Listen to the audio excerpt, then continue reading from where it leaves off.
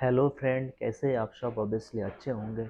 तो फ्रेंड बता दूँ, आप उन लोगों के लिए बताना चाहूँगा जो विदेश में काम करने के लिए आना चाहते हैं। फ्रेंड, अब जो भी वीज़ा पे आ रहे हो, वीज़ा का बारे में ज़रूर पता कर ले, क्योंकि वीज़ा नंबर 20 और वीज़ा नंबर 18 ये अलग अलग कैटेगरी के वीज़ा होता है। अगर आप वीज़ा नंबर 20 में आ रहे हो, जो 20 का जो वीज़ा मिलता है उसी को जो काम मिलेगा वही काम करना पड़ेगा। और वीज़ा नंबर 18 पे अगर आ रहा है, जो 18 का जो काम है वही काम करना पड़ेगा। अब अलग काम नहीं कर सकते। अगर अलग काम करते हुए आप पकड़ा जाए तो आपका हर्जाना भरना पड़ेगा। ये भी हो सकता है आपका देश आपको भेज दिया जाए। इसी के बारे में कुछ शॉर्ट न्यूज़ है, वीडियो में बने रहिए, स्किप ना करें, वीडियो को पूरा देखें। कुवैत में आके सबसे ज्यादा कौन से किस टाइप की वीजा वाले लोग फंसते हैं, तो इसके बारे में न्यूज है। और भी कुछ न्यूज है, तो न्यूज आखिर तक जरूर देखें। दरअसल कुवैत में काम करने के लिए काफी लेबर वर्कर्स विदेशों से आते हैं काम करने के लिए, कई सारी कंट्रियों से, लेकिन वो फंस जाते हैं क्योंकि उन्हें पता नहीं रहता इस बात का कि खादिम की वीजा पे अगर आते हैं, वीजा नंबर 20 पे कुवैत में काम करने के लिए, तो ये पता होना चाहिए कि उसमें सिर्फ 70 केडी से लगा के 110-100 केडी तक सैलरी मिलती है।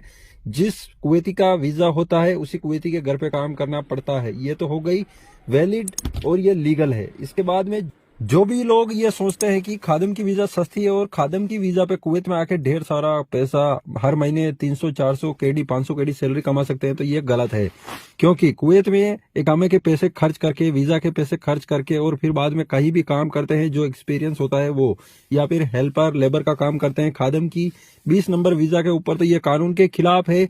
जिस दिन पकड़े जाएंगे उस दिन इस कंट्री से निकाल दिया जाएगा, कुवैत से तो काम नहीं कर सकेंगे। तो 20 नंबर वीजा खरीद के कुवैत में इधर उधर कहीं भी काम करने के लिए ना आए, क्योंकि ये कानून के खिलाफ है। कुवैत सख्ती से जांच कर रहा है। कुवैत के अंदर सभी जगह अलग अलग टाइप के निरीक्षण किए जा रहे हैं इस टाइप के लोगों को पकड़ने के लिए। दूसरा, वर्क वीजा पे भी अगर आते हैं, चाहे काफी पैसे खर्च करने पड़ते हैं वर्क वीजा के लिए। वीजा नंबर 18, जिसमें कि कंपनी का वीजा है, एक कंपनी मान लो कि इलेक्ट्रिक की कंपनी की जिसका वीजा है, उस पे काम करने के लिए आते हैं। और काम करते हुए मिले कोई मसे का, यानी कि प्लास्टर का, सलिए का काम करते हुए मिले, या फिर और कोई दूसरा काम करते हुए मिले, और इलेक्ट्रीशियन कंपनी का वीजा है, तो उसमें भी फंस सकते हैं। इसीलिए जिस कंपनी का वीजा है, जिसका काम चलता है, जिसके पास लेबर हो, वर्कर्स हो, ऑलरेडी काम कर रहे हो, तो ही ट्रस्ट हो तो ही आना चाहिए, बाकी ऐसे ही नहीं आए।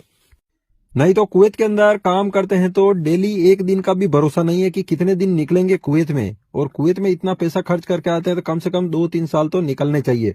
तो उसमें एक दिन का भी भरोसा नहीं है अगर लीगल नहीं है। तो इसीलिए जो वीजा लेते हैं तो सबसे पहले तहकीकात अच्छी तरीके से करके आए कि ये जो कंपनी बुला रही है, इसके पास काम भी है या फिर सिर्फ कागजों में ही है उसके पास काम। कुवैत में ऐसे बहुत से लोग मिल जाएंगे जो खुद का इकामा पैसे खर्च करके इकामा लगाते हैं और काम कर रहे हैं। हालांकि कुवैत में ऐसे कई लोग हैं जो कई सालों से काम कर रहे हैं, 10 साल, 15 साल, 20 साल, पकड़े नहीं गए हैं। लेकिन बहुत से ऐसे लोग भी हैं जो आके 15 दिन, 20 दिन, एक महीने में पकड़े जाते हैं, वापस रिटर्न कर दिए जाते हैं, चाहे कितने ही पैसे खर्च किए हों। चैनल को सब्सक्राइब जरूर करें ताकि और भी लेटेस्ट इंपोर्टेंट खबरें आएंगी तो मिस ना होगी।